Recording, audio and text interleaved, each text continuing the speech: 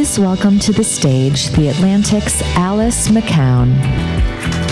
Good morning. Welcome to day 2 of the Atlantic Festival. I'm Alice McCown, and I'm the publisher of The Atlantic. Over the past 2 years, diversity, equity, and inclusion went from being a corporate buzzword to a business imperative. The murder of George Floyd was a lightning rod for the social justice movement, and corporate America has responded with promises and pledges to right past wrongs. This morning, our panels will analyze where those declarations stand, the broader impact it's had, and what barriers still exist. We're hoping you all come away with tangible information that can be implemented immediately, so we encourage you to share on social using the hashtag TAF22. And while you have your phones out, we ask that you please all silence them so as not to disrupt our conversations. And before we get started, we would sincerely like to thank our underwriter, The Southern Company, for partnering with us on this forum. We hope you enjoy these conversations. Let's get started. Here to discuss keeping your foot on the gas, maintaining progress for diversity, equity, and inclusion, please welcome Leslie Crutchfield, Executive Director, Business for Impact, Georgetown University McDonough School of Business, Lauren Wesley Wilson, Founder and CEO of ColorComm Media Group, with Susan Saulney, contributor at AtlanticLIVE.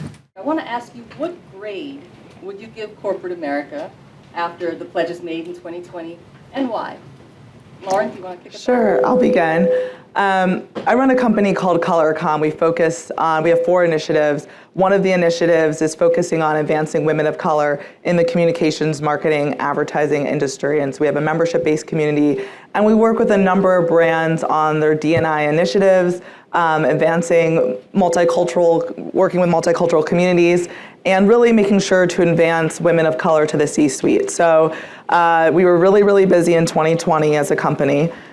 Grade-wise, though, I mean, that's a great question. I think every company is doing a variety of different things, but if we were going to grade corporate America, it would kind of have to be about a B- to C. Not a complete failure. The intention is there. The do-good is there, but the priorities, it's not a priority. People really have to look at the bottom line and how a company is performing, what their stakeholders, what their workforce is saying and communicating. And I think what we saw was a big rush to make change in 2020 because the workforce and people there and consumers and stakeholders were demanding it in waves. And if they didn't do anything about it, you needed to silence the noise. You needed to make sure your workforce was happy. But then, a year later, we didn't hardly even celebrated or even acknowledged the progress a year later. The year later of George Floyd's death, it happened, and many news networks barely mentioned it. But yet a year prior, that's all we were talking about it. So it was almost like it was conversation that, didn't want to bring up again. And now we see 2 years later that, we're headed towards, a recession, and the impact and priority isn't there to prioritize DE&I right now, unfortunately. And Leslie? Would you like to weigh in on that? Sure, thanks, Susan. And look, as an educator at Georgetown University's McDonough School of Business, where I lead a center called Business for Impact, we certainly are interested in what companies are doing to advance racial justice, DE&I, and in this moment of ESG, environmental, social, and governance awareness in the corporate sector. Because I teach corporate social responsibility and nonprofit leadership, I give a lot of grades. And this is a tough one. If I were a corporate executive, one of the 50 companies that have pledged collectively more than $50 billion since the killing of George Floyd in police hands, they'd probably give themselves an A. But if I'm an advocate for racial justice, a nonprofit leader, looking at how that money has been invested through philanthropy and gifts, I might give them closer to a D. And I hope we can talk more about how to help companies do better. Absolutely. I just want to check to make sure. Just that microphone? Yes. Let me make sure this one is working. Okay. The thing is, we have to keep them very close to our mouths. I hope everyone heard that answer, because that was a very good answer. Okay. A Washington Post investigation last year found that America's 50 biggest companies pledged almost $50 billion after the murder of George Floyd, but more than 90% of that was allocated to loans and investments that the companies themselves could profit from. And that raises the question to me about performative versus authentic allyship, would it not? But I also want to ask, does it matter? Well, it matters a lot.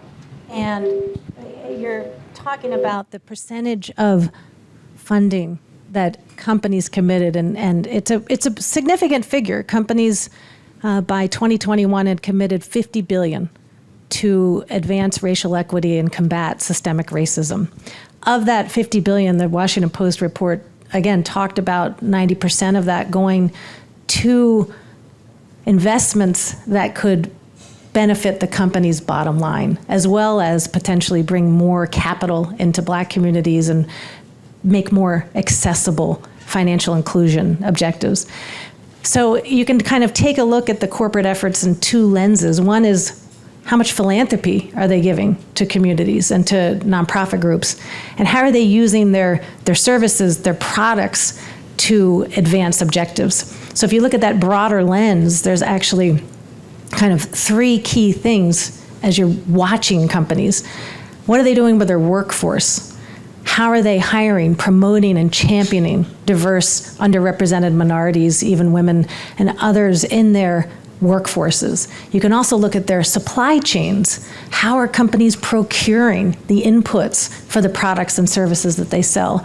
Lots of opportunity to expand investment in minority-led, other types of Black-owned enterprises by using your supply chain leverage. And the third aspect is, how are you partnering with and investing in nonprofits and community organizations where you manufacture, work, market, sell, and indeed where your employees live? So when you look at all the ways that companies can use their power to advance racial justice initiatives, it becomes much more expansive than that $50 billion. Now, at the same time, I think by 2021, those 50 companies collectively had donated about $2 billion. And when you look at where those donations went, they didn't really go much to Black Lives Matter. There were only a handful of companies, some tech and 2 soda companies, that actually supported Black Lives Matter. The majority of companies, philanthropy was going to more legacy type organizations, NAACP, Legal Defense Fund, National Urban League, stalwart organizations advancing civil rights and protecting the rights of people in this country. And Equal Justice Initiative, I think, also was receiving a lot of funds. Especially the banks, a lot of the big companies really started funding more HBCUs, putting money into educational institutions, building on the philosophy that if you teach a person to fish rather than give them a fish, then they can be on that upward economic mobility trend. And you really saw money shifting. I mean, I can say, our grant at Georgetown was transitioned, and now $20 million from one of our founding partners at Bank of America now go to HBCUs and public colleges that predominantly enroll students that are Black and brown. So you've seen real shifts in the money. But to add that, writing a check and the money is just not enough. I mean, so many of these organizations didn't have the infrastructure to receive, millions and millions of dollars on one day. They weren't equipped to do that because they didn't plan for that. They didn't know where those funds were going to go, how they can use those funds. Some organizations, not to name them, but they were covered in the news. I mean, some of those monies were used to increase salaries, but not necessarily to increase doing the work. So it's more than just writing a check. It's the teams internally to say, how are we going to use these funds to help us with our mission, and how are we tracking progress against the work that these organizations are doing? Because writing a check and going away doesn't solve the problem. And then also, what you see is if you can't be consistent, then there's not going to be change and progression. You have to be consistent. It's not enough to just say we're going to write $50,000 to this organization for this year and call it a day. It's what are we doing ongoingly? How are we building a multi-year purposeful partnership to track and impact change and how this organization is going to help do so? Because that really hurts nonprofits too. If they're expecting, money every year and you're saying, well, you know what, we gave you all this, we've moved on, or we're not able to do this. I mean, their plans are impacted by what you do and what you don't do. So consistency is important. Having a team in place internally to be able to match progress and change and trajectory is important as well. The multi-year aspect of it that you mentioned from my reading is very, very important too. That it's not just a moment in time. Change does not happen overnight, yeah. But along the same lines of what we're talking about here, I think everyone would applaud more money for education, more money for housing initiatives and economic mobility. But the core of the early protests was about criminal justice reform. And only a small percentage of the money has gone to criminal justice reform. And I'm wondering why you think companies shy away from that issue specifically. Companies are representing all different interests. And where we work, we are working with people who, it's a bipartisan viewpoint. And so I think there's a lot of different reasons as to why companies may or may not invest in those areas. At the end of the day, it is about their bottom line. While they have plans in place and say that they care, it all comes down to how that company is doing. What is the performance of that individual? And it goes both ways. If you're a strong performer, you have the ability to possibly make change inside your organization. If you're a weak performer coming in and starting to change up things, you're not going to be heard or understood or able to make change.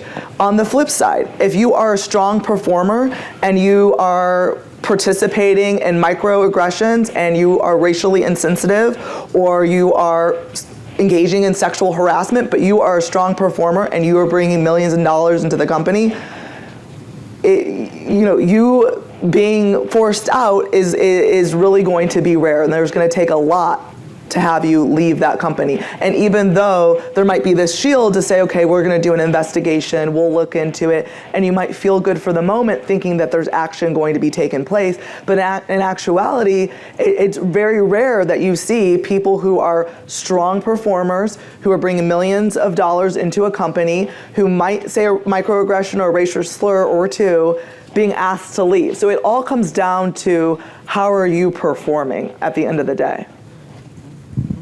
I would say this question about why aren't more companies giving to organizations that are squarely trying to address criminal justice reform, police reform. And I think the answer is not that complex. Companies historically have been very conservative in terms of how they respond with their brands and with their dollars to causes. In fact, up until this century, you barely ever saw a company giving any money or putting out a statement related to any controversial issue. The whole idea was to stay out of the news, keep your brand dissociated. That has changed. Now, with the, as Black Lives Matter leaned in and understood to really create systemic change, they started advocating for this campaign to defund the police. Companies are not going to attach their brands. They have, again, going back to all these stakeholders, they got their customers, they've got their workforce, they've got their supply chain, they've got governments they've got to deal with. So they can't go that far. So you see companies making solid philanthropic investments in those organizations that maybe aren't so far on the extremes, but still move things forward. I think for, criminal justice reform, guns, all these issues that we confront today, for the activists that really want transformational change, my advice would be not to look to companies. You need to go to private philanthropy and try and connect with those networks to get the funding so that you can have full independence and advocate for these big transformational changes. It's a very interesting point. But Leslie, I also want to ask you, your research is about successful social movements. What do you think it was about the outrage after the murder of George Floyd that made the protesters' message break through when people have been highlighting these same issues for literally generations? Sure, right. Well, the Black Lives Matter movement really has its roots much earlier in the 2010s. I think what we've seen with all social movements really being amplified in today's digital media context, right? Because of the connectivity, now anyone can join, start, and have access to potentially millions, hundreds of millions of followers and allies. Back in the 20th century, right, you only could go through the 3 major networks. It was very difficult to amplify. And of course, handheld cameras, videos, this makes all of this information immediately accessible. The successful movements, I would say, we looked at movements in the 21st century that had peaked by like 2015, for instance, the same-sex marriage equality movement. We looked at movements on the right, like the gun rights expansion in the United States has been extraordinarily strong in the last couple decades. And we looked at movements to protect public health, like the anti-smoking movement, tobacco control. And these movements got 3 things right. First of all, they had grassroots, bottom-up activism that they deliberately cultivated. Secondly, they worked with and through business trying to get companies involved, not just their money, but their brands, and getting companies to change their policies. And third, they were really focused on changing hearts and minds. Yes, changing policy. Yes, changing federal, state, local ordinances, regulations, but changing our hearts and minds. How do we feel about ability for same-sex partners to wed? Or how do we make smoking uncool so that a teen will never pick up a cigarette or now a vape, so that you prevent these problems? This is also a generation that is not afraid to speak up.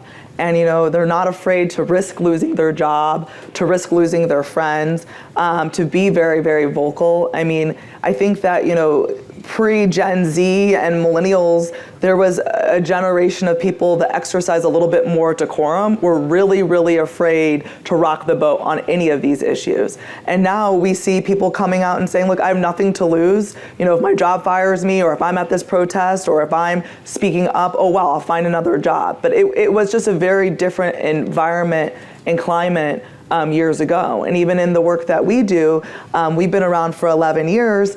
11 years ago, having conversations around diversity and inclusion were very, very uncomfortable. No one wanted to have conversations around it. No one felt that we should, not no one, I won't say no one, but many people were afraid to have conversations and honest truth as to why their company wasn't diverse on the C-suite. Diversity is there, but we're talking about diversity in terms of executive decision making, bringing revenue into the companies at that VP level and above, not at the junior level, not at the mid-level, but at a real level where you have power and equity and decisions within your company. That's really our focus area. And so, now as we've moved on and we've been around before this was a popular conversation, people are more inclined to have the dialogue and see and look inside their own house and say, okay, this is where we need to make changes.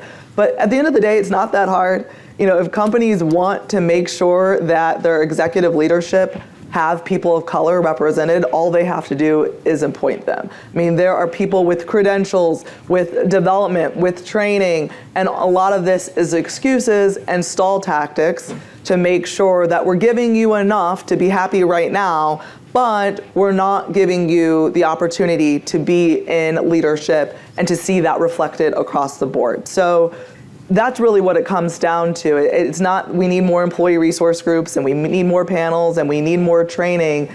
We need actual action, and we need an actual plan that says this is how we're going to change our company landscape by this year and by this percentage, and an outside company holding that company accountable. Otherwise, we're just year after year going to be in the same position. Accountability. Now, as a business owner yourself, I wanted to ask you this. We're heading into a time of inflation, layoffs, economic uncertainty.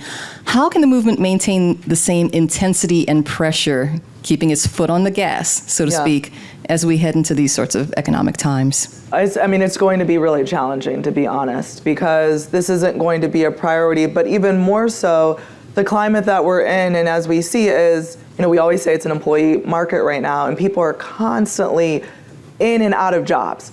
So how is a job right now going to say, I'm going to invest in you and your growth, if your trajectory, if you're going to leave in 6 months, if you're going to leave in a year, if you're going to leave in a year and a half, because people are doing that like clockwork. So I think companies right now are really focused on their cash flow and really focused on meeting the needs. And if you, like I go back to performance, if you're a person of color or any color and you're a strong performer, and you're meeting the needs of the company, not your own individual needs, but you're meeting the needs of the company, chances are they're going to be more open to listening on how you want to make change, because they care about you and they want to make sure you're successful, anyone you're around is successful. But if you're not a strong performer and you're a weak performer or you're just at the middle level, then companies aren't going to take the time to invest in you or invest in the things that you need. So this recession that we're coming upon, or in layoffs and freezes, is absolutely going to take all this work and all this conversation, unfortunately, shoved to the back burner. Yeah, I would say there's a moment now, we're in this racial reckoning, and we see movements exploding across the United States and indeed around the world. But you can spark movements within your companies too. And I think now more than ever, those employee resource groups, ERGs, the employee affinity groups, when workers, managers, even executives come together and with collective voice demand of their owners, demand of their leadership that this is important to us. Individually, it's very hard, even if you're the highest performer. Absolutely. Maybe you're the biggest top saleswoman in your company. They're going to listen to you, but that's not everyone, right? So you need to collectively come together. And it's 360 team too, not just people at the top. It's like all levels. All levels. Yeah.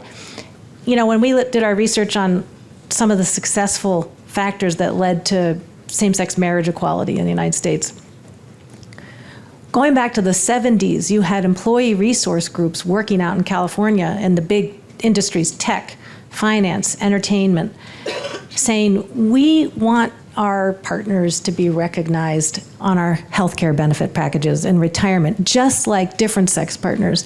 And they worked at the municipal level within companies to get the companies to change their policies and practices. And what happened was, by the time Californians got a chance to vote on their final referendum on whether to allow or ban same-sex marriage, they voted for it. And at that point, 80% of the people working in the state of California, if they worked at a company, got benefits at work. And it was like, well, if I get this at work, why don't I have this in my personal life, right? Yeah. So companies, when they change their policies, can have a ripple effect that goes well beyond just the workforces and within their companies, because they can change norms, attitudes. Well, how did that change come about?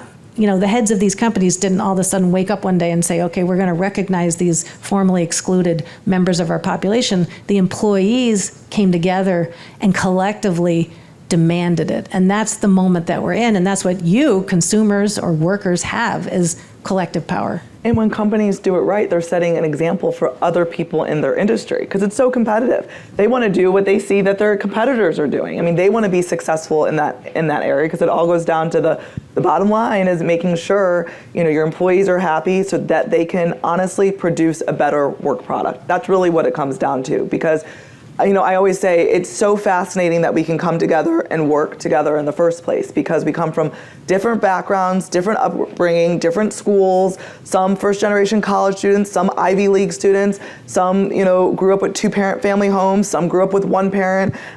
It's amazing that we can get any work done, but the experiences around diversity and inclusion and racism in the workplace affect productivity. You don't feel as comfortable to go to your manager, to go to your peer. You're delaying your work. Maybe you're not producing as great work. Maybe you're hiding things and you're frustrated by what somebody said to you 2 weeks ago and you didn't address it. And so that's really what it comes down to, is it's delaying productivity, because at the end of the day, companies want the workforce to get along, to know each other well, and to be able to produce a good product.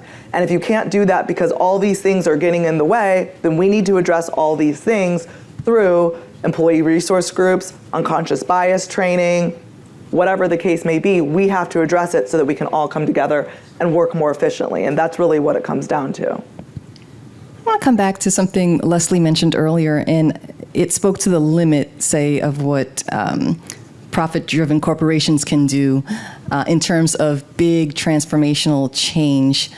I read one expert who said, we don't need more brands trying to convince us that they're enlightened. What we need is the policy change. Would you agree with that? Yeah, I mean, I think it's about action, because you can put out statements all day long. You can say that you care, but at the end of the day, we need to be looking at your board, your senior leadership team, and 3 levels below C-suite. And so what does that landscape look like?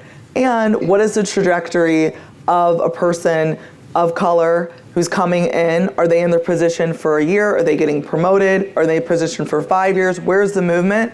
So great that you care about like crises as they come up, but the care is really reflected in who you hire and who's in charge.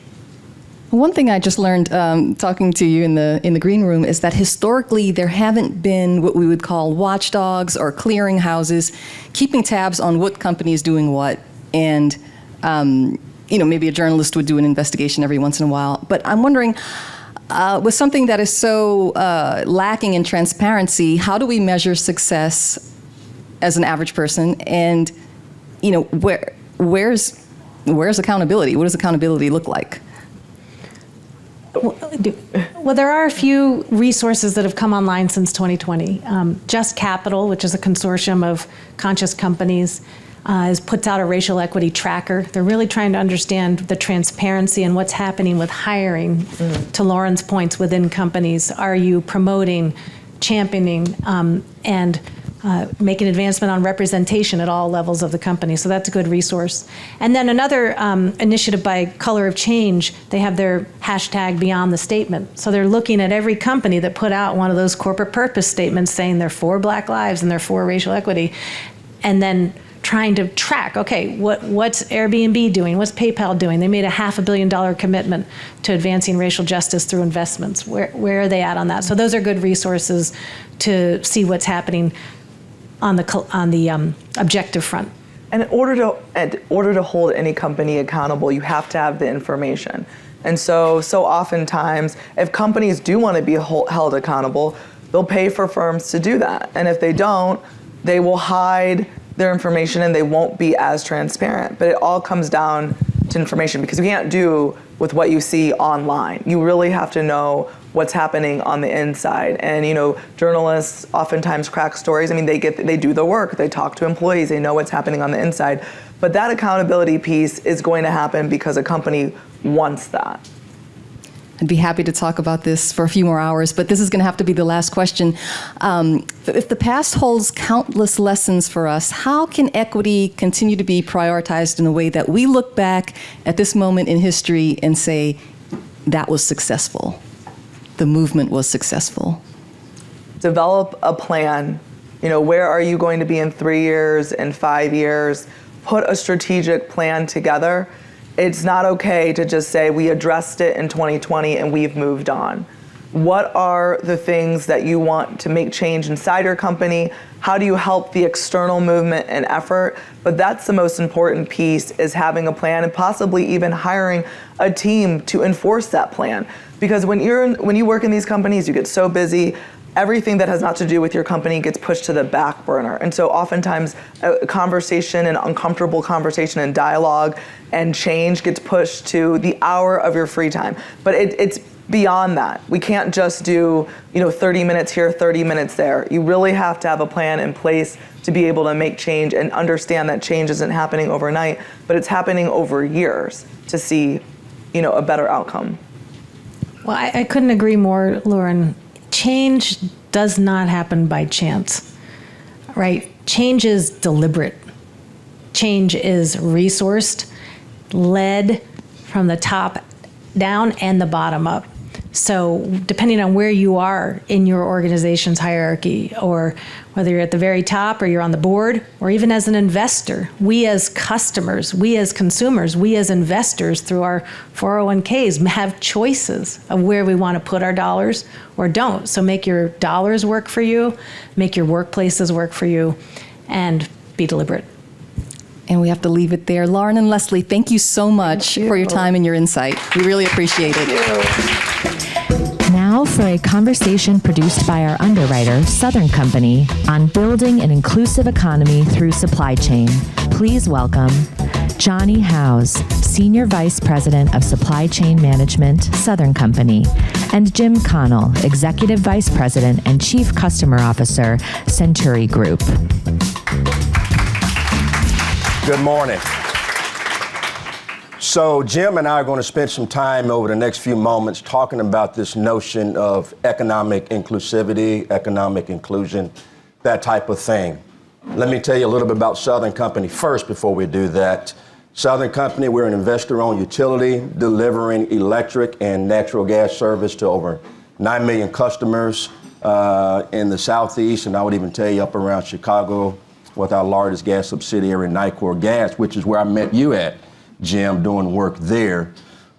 We're going to jump right into this. Economic inclusivity, economic inclusion. This is a term that Jim and I have been talking about. We had this conversation around, is the language of supplier diversity really dated? Because when you think about that, while the metrics are important, supplier diversity, what I see in supply chain, makes us think just about the numbers. But economic inclusion should open your mind and make you think broader about this issue that we're talking about. So Jim, tell us a little bit about Centuri, and then from there, I just want to know, why is economic inclusion important to you and important to Centuri? Well, Johnny, first off, thank you so much. It's an honor to share the stage with you, and we've developed a great relationship around the work we do, and Centuri is honored to be really at the center of the convergence of energy and infrastructure. So our 12,000 employees work each and every day serving as an extension of the investor-owned utilities that we serve all around the United States, coast to coast, north to south, and throughout Canada. This notion of economic inclusion for us really is another way to build a sustainable business. So our industry has experienced a tremendous amount of growth through capital investment, bringing safe, sustainable energy to communities all around the United States and Canada. And this is vital to the health and wellness of not only the companies, but more importantly, it starts with people. Those people that are employed by Centuri, they live, work, participate in each of the local communities. So as we look broader at those local communities, the investments that are being made, it's a natural progression to think about inviting others that may not otherwise have an opportunity to participate in that spend, to be a part of it. And in turn, what that has done is it's enriched our organization, bringing in smaller businesses that have allowed us to focus on the things we do well and bring in new thought leadership, diverse ideas. It's really enriched the organization. So Johnny, let me ask a similar question back to you. We've talked often how supplier diversity is maybe more focused on just a number, but economic inclusion is far more broad. Absolutely. You talk a little bit about that from a Southern Company perspective? Yeah, so our team at Southern, we talk a lot about this as we've tried to elevate our thinking around this subject. And so when we think about economic inclusion, it's not just the suppliers that participate in all of the infrastructure and construction projects that we have. But when you think about economic inclusion, we think about four things. We think about the education system, because we have to make our schools better such that we can produce more what I call energy entrepreneurs. One of the things through my travels, I've developed this belief that we don't have enough energy entrepreneurs in this space, given the capital expenditures that will be required for decarbonization and net zero. So number two, we need these energy entrepreneurs. Number three, they lead to small businesses And that's the backbone of America when you think about it from that perspective. And then number 4, last but not least, there's the role that your company plays, my company plays, or just corporate America in general. And that completes the whole circle. And if we get all 4 of these pillars firing on the right page, singing from the same sheet of paper, it works. It's like a big circle that keeps spinning. And so we love to think about it that way. Let me ask you a question. And so my question to you is, you guys get a lot of customers. You do business across a broad territory, our country, and I know you guys got some assets where you do some work in Canada. Mm-hmm. What diversity, equity, and inclusion best practices or initiatives that you've seen that really works, that really gives an impact? Yeah. Well, first, it starts with leadership. We heard that from the panel just in front of us. It starts with leadership, but again, it's really centered on people. And when I think about our operational leaders, and by the way, our companies have been doing business for well over 100 years in these communities. It starts with connecting people with other organizations that traditionally we may not have thought of as a partner, but rather just someone that we may do business with. And so it really transcends this idea of collectively adding value and bringing value, economic impact to the organizations. A few examples of that. You mentioned the Midwest. Our leadership there has embraced mentoring. It's a big piece of this. So it's not only providing an opportunity, but then recognizing where, through our experience, we can mentor and develop other organizations. And so we're proud to have a partner alliance there through our operating company, NPL. Dylan Raddick, Josh Adams, 2 of our leaders there, have championed this. And we have now a group of well over 100 local companies that are a huge part of our partnership. As you know, each year we host a supply chain and diversity summit that brings organizations from across the country together, sharing best practices, really understanding the set of things that are going to drive this to be a sustainable effort, and countless others. But again, starting with leadership, centering on people, and then being deliberate on listening. Absolutely. Which is so important. So you've been with Southern Company 30 years, have seen a lot throughout the organization. Where do you see the largest opportunities for growth across the industry? Well, we're an infrastructure business. We build all of our infrastructure, as you know, in the communities that we serve. And I think we have the opportunity from an economic inclusion perspective to include the entire community in these construction projects. So again, I get back to if I can get people educated, and that doesn't necessarily mean a college degree. It means the local trade schools to learn how to do the welding and the construction techniques that we require. But if we can do this right and get all parties in various communities, all communities involved in our construction projects to do the work, we create jobs. And when we create these jobs in the communities, people pay taxes. Once you pay taxes, reinvest it back into schools, everything just gets better. That's the opportunity. What I get excited about, we've got a couple of examples. We've got where we've done this. We have an engineering firm in Chicago, Millhouse Engineering. Now they're in the vegetation management space, and they're trimming trees for us. A big deal. We spend a lot of money trimming trees. We have Vulcan Industrial in Birmingham, Alabama. A similar story, creating jobs in the local community. If we do this right, we can put our communities to work with the CapEx spend that our company is spending. And secondly, this de-risks your supply chain and my supply chain such that our customers can have reliable service. I think you make such an important point. We're creating jobs and opportunities that turn into careers. Absolutely. And really change the trajectory of communities and people and the intersection of all the great things that we're doing. Absolutely.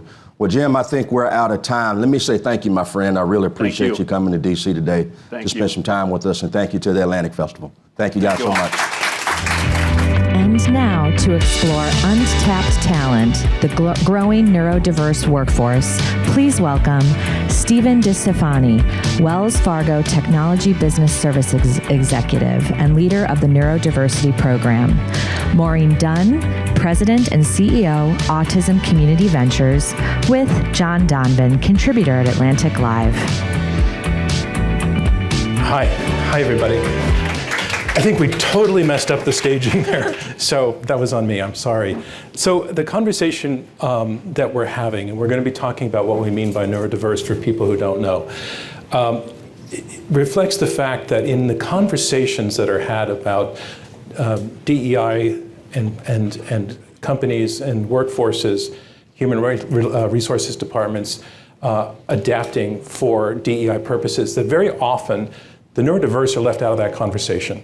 And the Atlantic very wisely said, let's bring them into the conversation. So before we start, I just want to sort of get a poll of the room. Is there anybody here who identifies as neurodiverse or on the autism spectrum or is related to somebody who does? Just with a show of hands. All right, terrific. If we can get to questions, maybe it would be great to have you participate at that level in coming into the conversation if we have time for questions. But before we do that, I want to start by asking Maureen Dunne to, first of all, welcome, tell us what you do, and then your assignment for the next minute or so is to tell us what we mean by neurodiversity. Sure. Welcome, everyone. My name is Maureen Dunne. I've been an advocate. I've been involved in the neurodiversity field for over 20 years. I've had many different roles, have a very personal connection, and also have focused my professional efforts and expertise in this space. Have a PhD from the University of Oxford, which I attended as a Rhodes Scholar.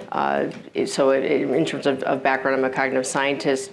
In terms of what I do, I started my career more focused on children, and then my sort of role has evolved over time where more recently I've been working on inclusion efforts for especially in employment, and then I'm also very involved in higher education, the community college system, because over roughly 80% of neurodivergent students get their start at community colleges, and I'm also a senior advisor and neurodiversity expert for the LEGO Foundation, and recently helped them launch a $20 million fund to invest in neurodiversity inclusion. It's more of a focus on children and families, but with the hope that we're building a more inclusive future. In terms of just more generally, what is neurodiversity? So most of you in this audience probably are familiar. I've been kind of surprised by the number of investors and even like college presidents that have never heard of the term. So it's always good to kind of go over. I mean, neurodiversity is a strength-based paradigm that really views conditions like autism, ADHD, dyslexia, dyspraxia, sensory processing disorder, and others, as part of the normal variation in our human population. And, it's in contrast with, maybe there's, in the past, there's been a prominent paradigm that's just more of like a deficit-focused paradigm. So the focus is really on, strengths first. And so and there's also, a movement. I think there's a global movement where there's so many of us have kind of been coming together and trying to build awareness, trying to advocate, trying to get understanding of what authentic inclusion looks like. And Stephen, tell us how you fit into the story. So Stephen, excuse me, my name is Stephen DeStefani. I'm the global program exec for the Neurodiversity program at Wells Fargo. I'm also a veteran with service-connected disability. I sit on the board of directors for the Autism Society. And my background is a little more eclectic. I'm a transformational change leader within the technology space largely for the last 25 plus or minus years. I got the great fortune of an opportunity to lead workforce transformation for Wells Fargo a number of years ago, which included, in addition to diverse talent pipelines and our education program, the initiation of and founding of the Neurodiversity program. So I want to ask the two of you to spend a couple of minutes just outlining the challenge. And so back to you, Stephen, on the odds of a person who is neurodivergent being successful in the workplace, just in terms of, say, employment figures. Where are we on that? So we understand and recognize two key considerations of disablement. And the first starts with the interview process. And I often talk about it in far more pointed and specific terms, but it is a key opportunity for the application, intentional, uneducated, in an unconscious way, or otherwise. So the interview is where we value things like a strong handshake and eye contact and that physical presence, self-identification with the person across the table of Zoom. Right? That is the list of disablers for that community.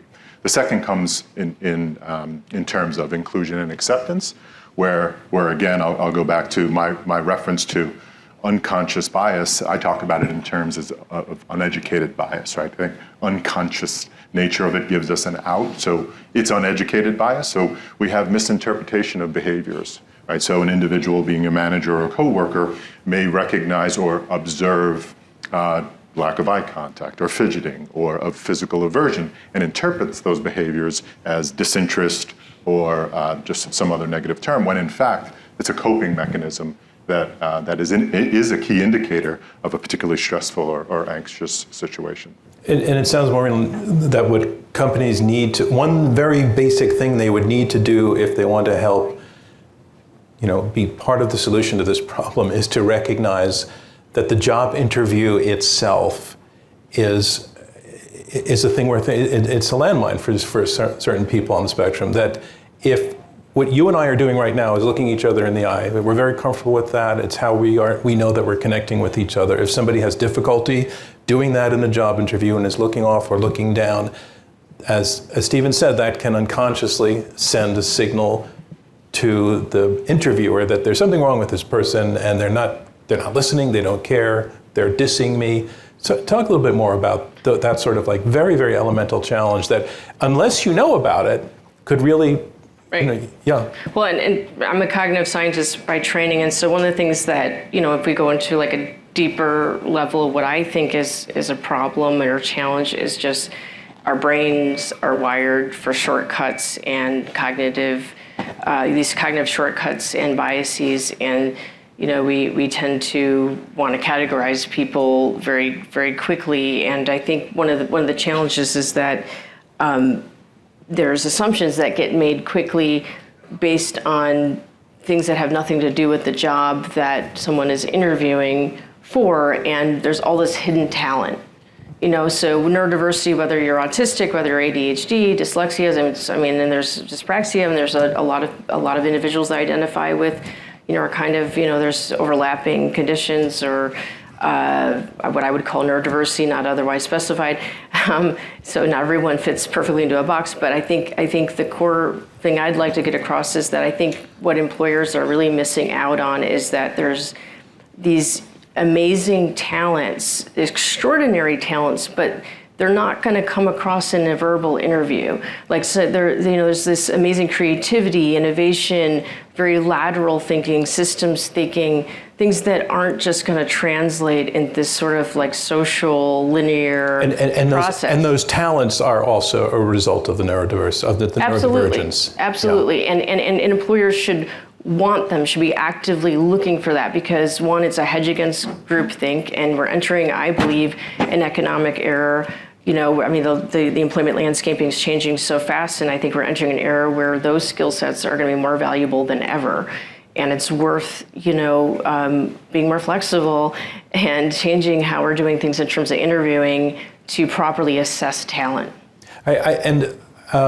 I believe the reason the Atlantic asked me to host this panel is I've written about autism and reported on it for about 25 years, and have a book and a film that's coming out that deals with certain of these issues. But in a prior conversation that we had, Stephen, I said that the number that I've heard for years about the underemployment of people on the spectrum is that roughly 80% of people on the spectrum are unemployed or underemployed. And you corrected me on that, so I wanted to hear what your numbers are. So consistent metrics and references is an opportunity in the space, but the numbers that we use that I recognize, excuse me, is the number of diagnosed neurodivergence in the U.S. is 15 to 20%, so upwards of 65 million people that fit into that category. The number of underemployment or unemployment for that population is 30 to 40%. So you're talking in magnitudes of tens of millions, 25 million if you're doing the math, that are underserved and underrepresented in the workplace. So what has been Wells Fargo's experience in taking on the situation? So first is Maureen and I, this is the first time we've actually had an opportunity to speak, and it's incredibly reassuring that someone of Maureen's stature talks about it in the way that we've recognized the value and we talk about it, right? We talk, first of all, the scope of the spectrum and the cognitive considerations that are comprised. Next is the way we define it, and it's really about, it's really a naturally occurring variation in the way people think. So when you think about the diversity continuum, and we recognize and value diversity as a business enabler, we often hear in terms of diversity of experience and a diversity of background, diversity of segmentation, diversity of thought. We've actually tapped into an environment and an incredibly rich and diverse talent pool that offers us now diversity of the way we think. So we've been, we've traditionally chased innovative thinkers, creative problem solvers, right, out of the box. These are terms that we define as part of our aspirations in a talent pool, and we've tapped into a community that brings us to that as a part of who they are. So we think about one, the challenges around the interview process. So we have driven an innovative, and my reference is a modernized approach to how we interview, right? It's a multi-day approach or multi-session approach that half of our time is spent driving conversation and encouragement and comfort, right? Developing a safe space. Two is our leverage of skills-based assessment, right? A big part of our criteria is about skills, the job demonstrations or skills challenges to determine whether or not you have the skills and competencies relevant to the role. And as a regulated entity, we've still got to do an interview, right? But we even refer to it as a hiring manager one-on-one. It's deprioritized. It's the last thing we do. And the interviewing managers have been through our education, right? We've trained them. They understand the importance and criticality of that understanding, right? In addition to the fact that they were selected for fitness to participate, right? So this is not an act of philanthropy. The act of philanthropy, so serving a grossly underserved community is an additional benefit. This is a business imperative. Again, to referencing the things that the creative thinkers bring to the table, but we've realized some of the key components that are hurting businesses today. So access to talent, skills gaps, and retention. Right. We're seeing incredible results in each of those three areas, and the typical experience is responses, testimonials from parents, and not even customers, folks that are outside of the organization. I get notes on a daily basis that say, "Hey, I'm thinking about being for the first time in 30 years." Specifically, it was the quote, "First time in 30 years, I want to be a Wells Fargo customer. I read your article. I think it's incredible the work that you're doing." Again, these are typical responses and testimonials that we hear. And so we feel like we're doing the right thing. Most importantly, we are including the community. So we fully subscribe to not about us without us, and the core tenets of our program are defined and supported and iterated continually by members of our community. Many years ago, I was in Copenhagen visiting a business run by a man named Torkel Sonne, who was sort of the pioneer in trying to find ways to bring people who are on the spectrum into the workforce. And he was the father of a son on the spectrum, and he set up a company to test software. And discovered two things very early on, is that people on the spectrum, some people on the spectrum are very, very, very gifted at being able to do those skills. But secondly, he also encountered the challenge of the job interview, and he had a job entrance program that involved Legos, where people who were applying for jobs would be assigned a Lego project to build, a Lego robot, something like that. And the job interview room was actually a large sandbox on a table, and the applicant would be asked to do certain tasks. Nothing with eye contact, nothing with the conversation, just make this thing work. And now make it work with somebody else, make it work with another person in a team. Have you seen those sorts of approaches taken, Maureen? Yeah, absolutely. So I'm working with Lego on this social impact venture fund, but it's a grant, so it's a very generous grant from the Lego Foundation. But also my son, who's neurodivergent as well, he's just loves Legos, and there's a whole approach to learning skills like turn taking and sharing, and there's a whole, there's these social groups that have come together. So there's a whole approach even just centered around building with Legos and learning these other skills, especially for autistic kids, that he's really taken to, which has been amazing. And then when I've had to travel to Billund for my work, all my kids, I've got 5-year-old triplets.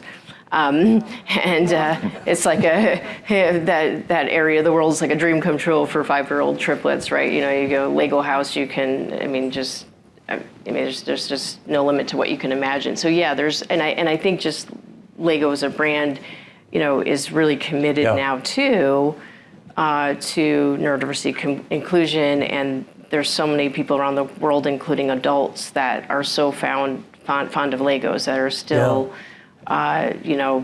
It's so ingenious as a way to say, job interview doesn't work, but this does work, and we all love Legos, and a lot can be learned from watching how somebody puts something like that together. Right. And I also wanted to mention, just from my personal experience, the film I have coming out, which is called In a Different Key, focuses on the first child officially diagnosed with autism, who's still alive in a little town in Mississippi. And he had work his entire life. He worked in a bank in the town of Forest, Mississippi. The reason that happened is that his family owned the bank. Right. So not everybody's going to have that being offered water. It's always nice. Not everybody's going to have that, almost nobody's going to have that benefit.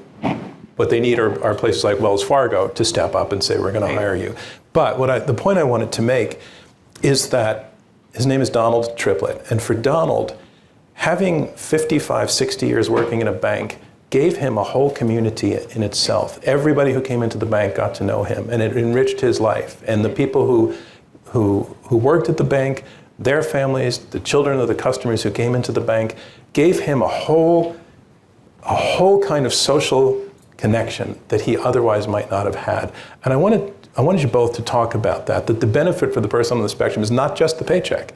Absolutely. And it is the self-esteem, but it's not just the self-esteem. But much more happens in the workplace than just the job. There's also just this sense of belonging, right? When you're different, and even very extremely talented neurodivergent people, they don't really know where they belong, right? And so finding I think it's helped a lot the neurodiversity community, those that are active in it, feeling like they have a community. But that's a big, that's a really, really important thing, is just like the feeling of belonging, right? Feeling like you have allies and people that are going to appreciate unique gifts and differences, and you're not going to be in a toxic workplace where there's a lot of bullying and gossip and Right. Yeah. So that takes us to another part of the story, which is, all right, person with some challenges gets the shot, gets through the interview, gets the job. Then there's everybody else in the workplace. What about their interactions with everybody else? Who needs to be taught some lessons there, and how does that work? So we, for Wells, we talk about it in two primary elements. So we have the hiring model, that accommodating, accessible hiring model that gets them in the door.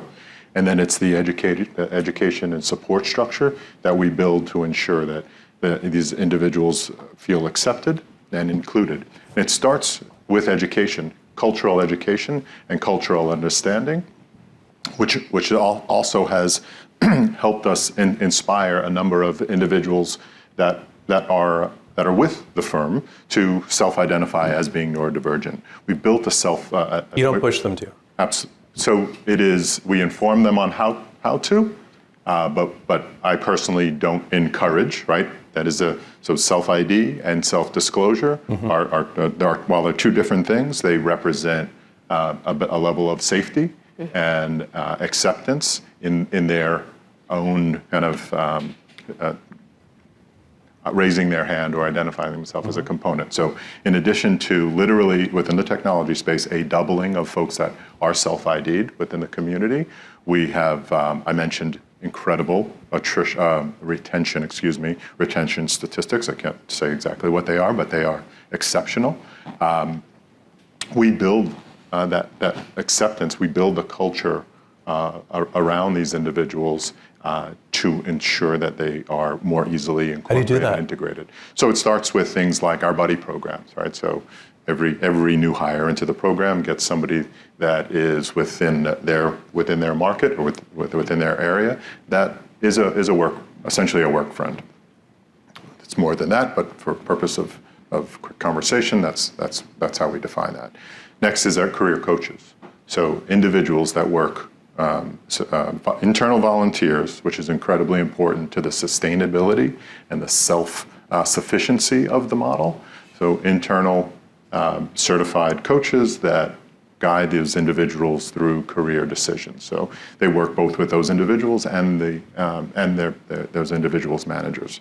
And we have a broader community enrichment activity. So it's literally a volunteer-based program that folks within the community work on efforts that support the community. So our advisory services, running and managing both the buddy and the coaching programs, working with our accommodations team to improve the accommodations process. Yeah. Even policy, challenging the traditional definition through ADA of disability. We have a traditional, more common maybe misinterpretation or interpretation of disability as physical disability. So we need to ensure that we are driving cognitive considerations when we are affecting policies and procedures and compliance validation in that space. I just wanted to check in. I said at the beginning, some of you raised your hands, might want to ask a question. Does anybody want to enter the conversation? If not, that's okay, but they'll bring a mic over to you. But you could tell us your name too, that'd be great. My name's John Green. I work in various forms of education. I took my 21-year-old son, who had been through ADHD labeling in school, to a concert. And the artist is a young man who is extremely hyper, plays every instrument. He's a composer. He's bouncing all over the stage. And my son says, wow, that's what ADHD looks like when no one tells you it's a problem. Right. So my question, or what I was thinking about, is that power of label, both negative and positive. Maureen, why don't you take that? Yeah, well, I was just saying, one of the biggest problems that I think we need to solve together as a culture is trying to change mindsets. Because I can't tell you how many times I've met someone and you just bring up one of these labels, whether it's autism or ADHD, and immediately, again, going back to my cognitive science background, there's these shortcuts our brains take, right, where we categorize people and then it's sort of like, oh, okay, well, it's this one or two individuals I've met in my lifetime, or it's Rain Man, or it's, this character I've seen, and not sort of being able to get beyond that and understanding, well, these, there's such a diversity of extraordinary talent, of uniqueness, neurodivergent people are just as different from each other than they are from the neurotypical population, just appreciating the gifts and the diversity there and, trying to change minds and go through that, this like mind, trying to go to change mindsets of, and that's the hardest thing to do, but I think it's maybe the most important thing to do. And then the other thing I just would bring up is just the more representation that's out there. I mean, I know, CEOs and C-suite individuals that are either autistic or ADHD or dyslexic, and because of their fear of just the bias, are haven't sort of come out yet, but want to type of thing, and just recognizing like just so much of our innovation is dependent on neurodiversity, so much creativity, and we're entering this period where those skills are more important, I believe, than ever, and we kind of need this mind shift change, to where it's less about the label and it's, I think the label for some people is important because we want to identify with a community, but at the same time realize like, hey, let's just appreciate these, each individual for the unique strengths and creativity and amazing gifts. Well, let me jump in on. Oh, sorry. Go ahead. Just a point on that, and as within the workforce, as you build the program structure and you build the considerations that are based on consideration and understanding and education, you quickly find the extensibility of the model that you're building. So when we talk about the neurodiversity program today in Wells Fargo, the aperture is specifically focused on Wells Fargo. On the neurodivergent community, but that is a conscious decision, and it's a temporary decision. We're going to continue to open that aperture more broadly across people with disabilities, more broadly across underrepresented and underserved communities and beyond. I think about our long-term. Right, long-term success for me as a program exec is to no longer need a program. Right, that means we've built the cultural considerations, we've made it stick. Right, we've updated the policies and the procedures, and we've defined the right behaviors. It's not a temporary exception-based process that allows us to hit some numbers. Right, it's not about that at all.